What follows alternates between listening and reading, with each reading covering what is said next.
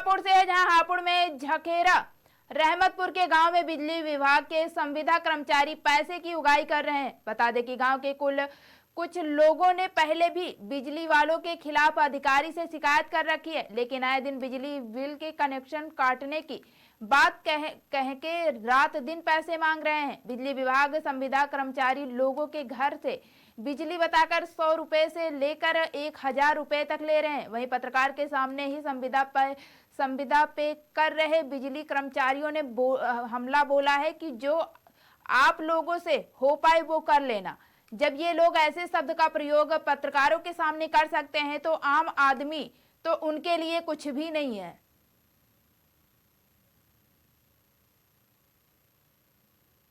पहले connection cut गए थे यहाँ पर। अच्छा। और ये काट के चले गए थे पहले।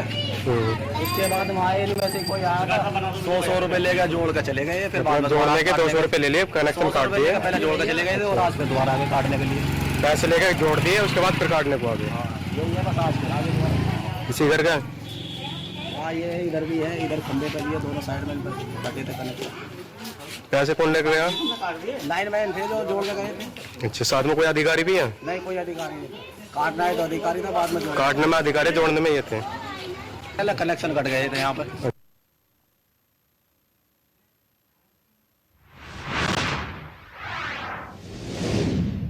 अगली खबर मुजफ्फरनगर से है, जहां थाना मसूरपुर क्षेत्र अंतर्गत चर्चित गांव पूर्वा बालियान से है, जहां एक राजमिस्त्री को अपने मजदूरी के पैसे मांगना उस वक्त महंगा पड़ गया जब ग्राम प्रधान के घर गए राजमिस्त्री के साथ प्रधान पति पक्ष के लोगों ने जबरदस्त मारपीट कर उसे और उसके परिवार को घायल कर दिया। पीड़ित का कहना है कि उसने ग्राम प्रधान पति के यहाँ काम किया है, जिसमें 1 लाख से ऊपर का बकाया प्रधान पर था। जब वह अपने पैसे मांगने गया तो उसके साथ सैकड़ों की भारी भीड़ ने मारपीट कर दी। पीड़ित के परिवार के साथ भी प्रधान पक्ष के लोगों ने मारपीट की है। पीड़ित युवक जब अपने परिवार के साथ थाना मसूरपुर पर अपनी फरियाद लेकर पहुंचा तो बताया जा रहा है कि पुलिस ने भी पीड़ित को कोई इंसाफ नहीं दिलाया, जिसके बाद अब पीड़ित राजमिस्त्री भाकयू के पदाधिकारी कार्यकर्ताओं के साथ थाना मसूरपुर पर धरना प्रदर्शन को बैठ गए हैं। क्या नाम है भाई? नरेश नाम है जी। नरेश, थाने में आया था, क्या मामला? जी थाने में आया था जी, बुला रखा जी प्रधान जी को पुलिस वालों ने। क्या मामला है जी? मामला जी मेरा सिनाई का काम करा था मैंने, मेरा काम के पैसे थे। मैं सुगत प्रधान गया था। कहाँ का प्रधान है? पुरबाल्यान का। मैं भी गाँव पुरबाल्यान का ही। मैं पैसे मांगने गया तो मेरे पे मारपीट की। फिर मेरे घर से मेरी घरवाली मेरी भाभी आई, उन पे मारपीट की। और पता नहीं जी कितने आदमी थे, सैकड़ों आदमी हो रहे थे वहाँ पे, सबने मारपीट की जी। क्या कह रहा था? पन्नू कह रहा था जी सन 2013 में भी मेरा हाथ था, गड़ रही हो तो मारूंगा मैं। अच्छा, अब क्या चाहता है? अब जी मेरी स्कूटी तोड़ रखी जी, उसका हिसाब मेरे हाथ में चोट लग रही जी, आग में चोट लग रही जी। और जी मेरे 1 लाख रुपए रुक रहे जी। 1,32,000 थे, 34,000 रुपए दिए जी।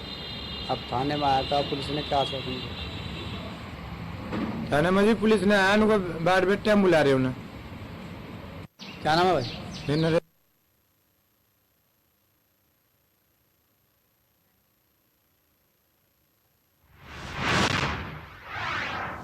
अगली खबर बुलंदशहर से है, जहां बुलंदशहर शिकारपुर कस्बा पहासू में बिजली विभाग के कर्मचारियों की दबंगों के साथ मिली भगत सामने आई है।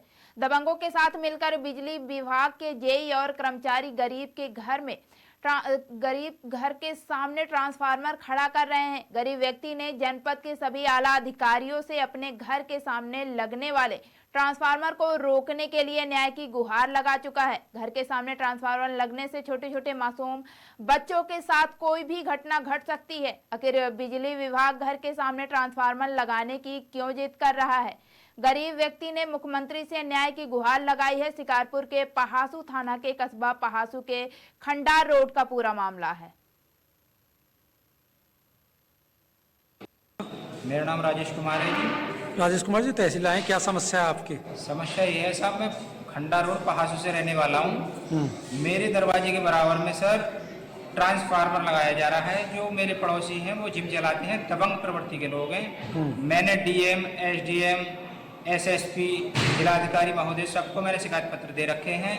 इधर जेई साहब के लिए, एसडीओ साहब के लिए और एससी साहब के लिए भी मैंने अपने शिकायत पत्र दे रखे हैं। सर मुझे अभी तक कोई कामयाबी नहीं मिली है। जबरदस्ती मेरे घर पे 23 तारीख को वो लगाने आए थे, मेरे साथ मारपीट भी कर डाली, मेरे पत्नी को भी मारा और मैं एसओ साहब के पास गया, उन्होंने मेरी कोई शिकायत नहीं ली, मुझे धमकाकर भगा दिया। दूसरे के खिलाफ, मेरे खिलाफ उन्होंने दूसरी पार्टी का मुकदमा दर्ज करा दिया, मेरे खिलाफ उन्होंने मुकदमा दर्ज करा दिया। साहब मैं तो बड़े परेशान हूँ, मेरी कोई नहीं सुन रहे हैं, मैं कहाँ जाऊँ? मेरे बच्चों को परेशान हो जाएगी अगर मेरे दरवाजे पर ट्रांसफार्मर लगाया जाता है। अब स्थानीय अधिकारियों से आपको न्याय नहीं मिल रहा है तो किससे मांग करेंगे? माननीय मुख्यमंत्री जी से मेरा विशेष निवेदन है कि मेरी शिकायत जरूर सुने और मुझे यहाँ से ये दबंग लोगों से बचाने की कृपा करें, वरना मैं तो यहाँ से चला जाऊँगा, पलायन कर जाऊँगा। अगर यहाँ ट्रांसफार्मर इन्होंने लगा दिया कि दबंग प्रवृत्ति के सब आए दिन मारपीट मेरे साथ करते रहते हैं, मेरे बच्चों के साथ मारपीट करते रहते हैं। मेरा नाम राजेश कुमार।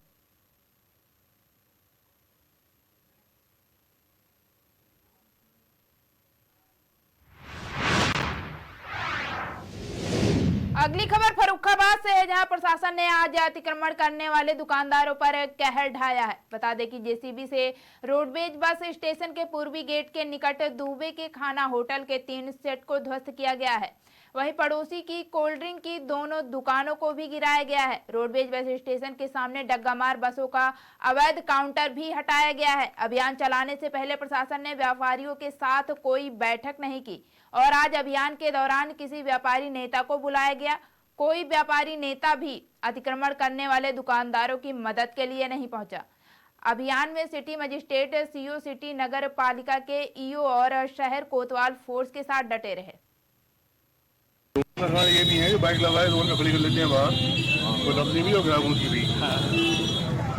सभी जिलाधिकारी के निर्देश पर जो आज अतिक्रमण अभियान चलाया गया है, उसके अंतर्गत क्या कार्रवाई की गई? अभियान को काफ़ी हिदायतें देने के बाद भी जब नहीं हटाया गया लोगों द्वारा, तभी अभियान चलाया गया है। लगातार व्यापारियों से कहा गया, मीटिंग जो हर महीने होती है उसमें उन लोगों से कहा गया कि स्वेच्छा से अपने अतिक्रमण को हटा लें। पूरा शहर दिन भर जाम रहता है, स्कूलों में छुट्टी वगैरह रहती है, उस समय और भी घंटा जाम लगता है, लेकिन इन लोगों के द्वारा स्वेच्छा से नहीं हटाया गया।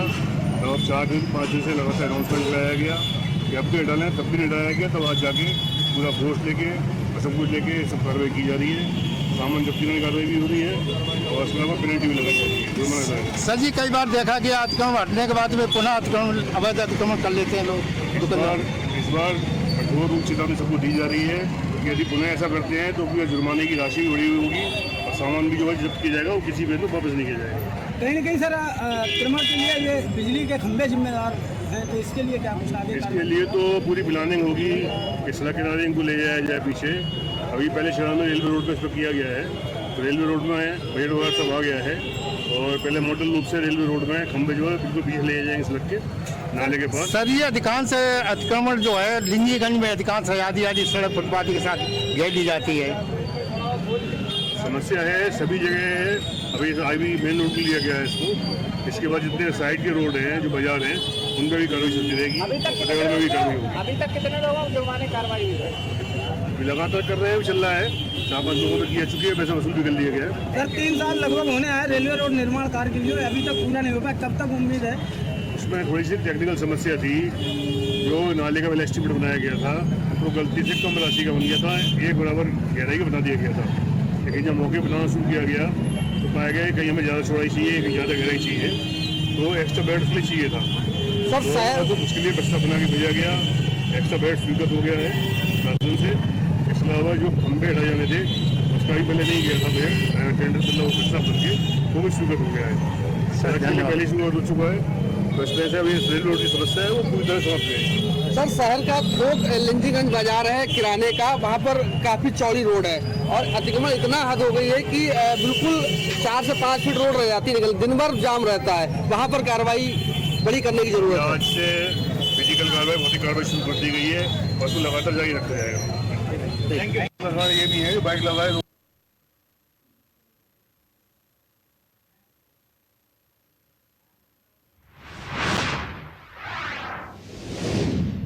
अगली खबर बलिया से है, जहां क्षेत्र के कुसौरा में श्रमिक दिवस पर बुधवार को कार्यक्रम का आयोजन किया गया है। बता दें कि स्थापित प्रतिमा पर ग्रामीणों द्वारा श्रद्धा सुमन अर्पित किया गया है। इसके बाद विचार गोष्ठी का आयोजन भी हुआ है। इस दौरान लोगों ने रामेश्वर सिंह का प्रेम, अहिंसा व त्याग की प्रतिमूर्ति बताया है। वहीं पूर्व कमिश्नर ने अपने बचपन की पिता से जुड़ी यादों को साझा कर उनके व्यक्तित्व पर प्रकाश डाला है।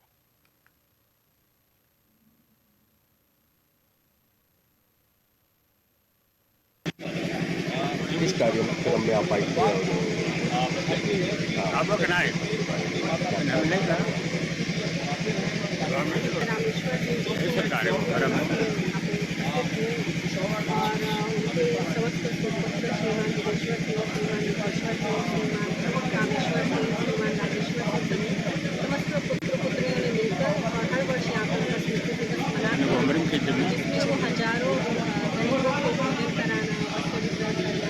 इस तरह के कार्यक्रम समाज सेवा के कार्यक्रम हुआ करते हैं और उसमें हम सभी को उसका भाग बनाते हैं और ये समाज को संदेश देते हैं कि माता पिता का शरीर वो जाता है, आत्मा और उसकी संस्कार हमेशा यहाँ रहते हैं। तो माता पिता के संस्कार बच्चों में रहते हैं, वो हमेशा दिखते रहते हैं। उसी माता जी की मूर्ति दिवस के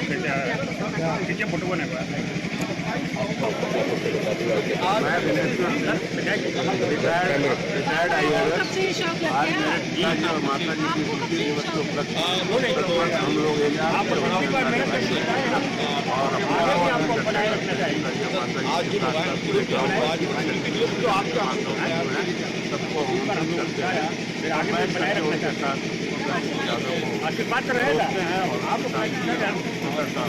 भोजन की व्यवस्था भी करती है।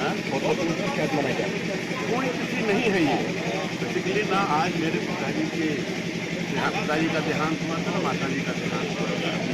हम लोग अपने पिताजी और माता जी के स्मृति के रूप में दिवस को मनाते हैं, हर साल मनाते हैं। हाँ, हर साल मनाते हैं। और नवंबर इसलिए चुना गया कि इस समय सारे स्कूल में बच्चों की कोई एग्जाम होता है ना कुछ होता है और मौसम भी ठीक होता है, इसलिए हम लोग 27 नवंबर को रखे हुए पिताजी माता जी की यादगार में।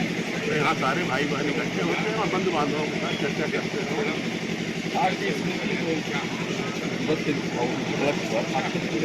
संदेश देना चाहते हैं जनता को संदेश यही देना चाहते हैं कि अपने माँ और पिता दोनों की सेवा करिए। बाढ़ को पिता के घर में खेती उपजे अपना करना। भोजपुरी में एक कहावत है जो हम भाइयों बहनों के ऊपर पूरी तरह से चलता है।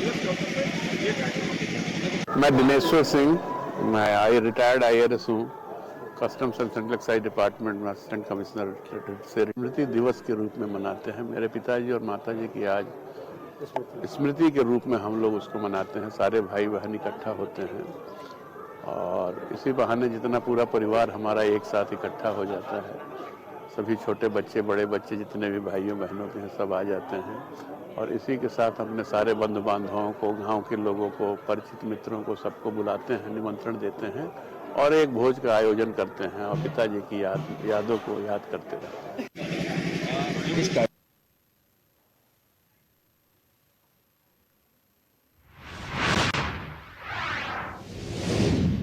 अगली खबर कानपुर से है, जहां कानपुर की गंगा नदी में गंगा नाले की गंदगी जाने से गंगा का पानी दूषित हो रहा है। डीएम ने STP और टैप नाले की निगरानी के लिए टीम को गठित किया है।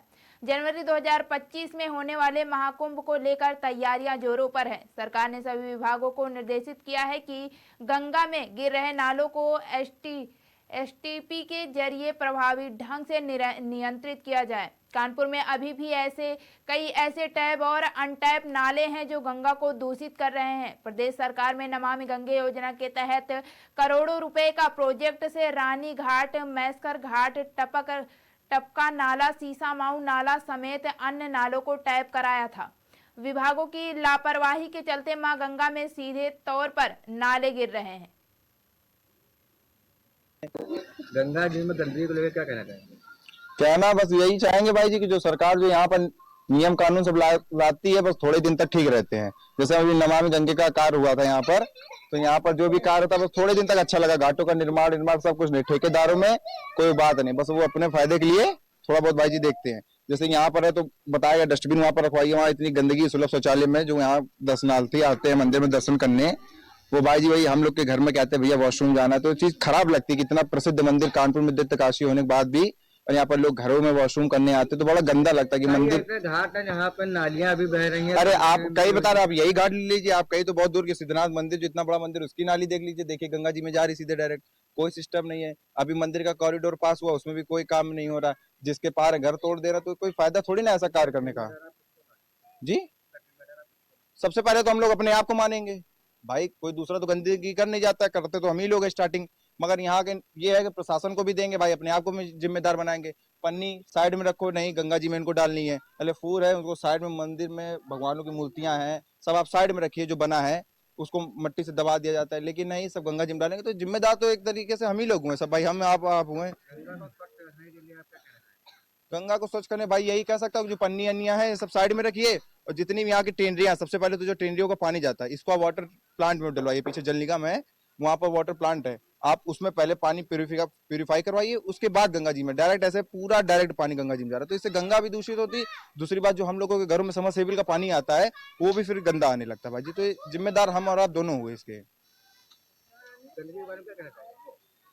गंदगी के बारे में कि ये जो नए नए नाले यहाँ से कॉरिडोर के समय पे जो है कार्य चालू हुआ, और नए नए नाले ये जो गंगा जी में निकाल दिए गए हैं, इनकी कोई रास्ता नहीं निकल रही। यहाँ का रहने वाला जो आदमी है उसको बड़ी परेशानी हो रही। और कई जगह पर नाले यहाँ पे मिले, कई फैक्ट्रियों में यहाँ पे नाले मिले। अब इसके विषय में ये कहना चाहेंगे कि उसको ट्रीटमेंट प्लांट में ज्वाइन करके उसको जो है जल निगम पानी जो है वहाँ पे आप फिल्टर कीजिए और उसको भेजिए, ये होता है इसमें। सर गंगा में जो नाले गिर रहे हैं, कहीं ना कहीं प्रदूषण उनसे भी हो रहा है, तो इस पर किस तरीके से निगरानी कर रहे हैं? देखिए, गंगा इस समय उत्तर प्रदेश शासन की महाकुंभ 2025 के सफल बनाए जाने के लिए उनकी गंगा की जल गुणवत्ता को निर्मल बनाए रखने का दायित्व सभी विभागों को शासनादेश के माध्यम से अवगत कराया गया है। महाकुंभ से पूर्व भी जनपद स्तर पर एक्शन प्लान तैयार कर लिया गया है। संबंधित विभाग जिसमें उत्तर प्रदेश जल निगम ग्रामीण, उत्तर प्रदेश जल निगम नगरीय और कार्यदायी संस्था KRMPL, साथ में नगर निगम, सभी को निर्देश दिए गए हैं जो भी STP है सीवर शोधन संयंत्र उसको प्रभावी ढंग से चलाएं और मानक के अनुसार शुद्धिकृत उत्पाद ही इरिगेशन चैनल में प्रभावित किया जाए। साथ ही जो कानपुर शहर के जो अभी अनटैप नाले हैं जिनको STP से टैप किया जाना का कार्य शेष है, उस दशा में जो शासन से जो प्राप्त निर्देश है कि जो अनटैप नाले हैं उसे बायोडेशन का कार्य किया जाना नितांत आवश्यक है, जिसे नगर निगम कानपुर द्वारा कानपुर के रानी घाट, गोला घाट, डबका नाला, मस्कर घाट जैसे जितने अनटैप नाले हैं उसमें बायोडेशन कार्य शुरू किए जाने की सूचना प्राप्त हो गई है।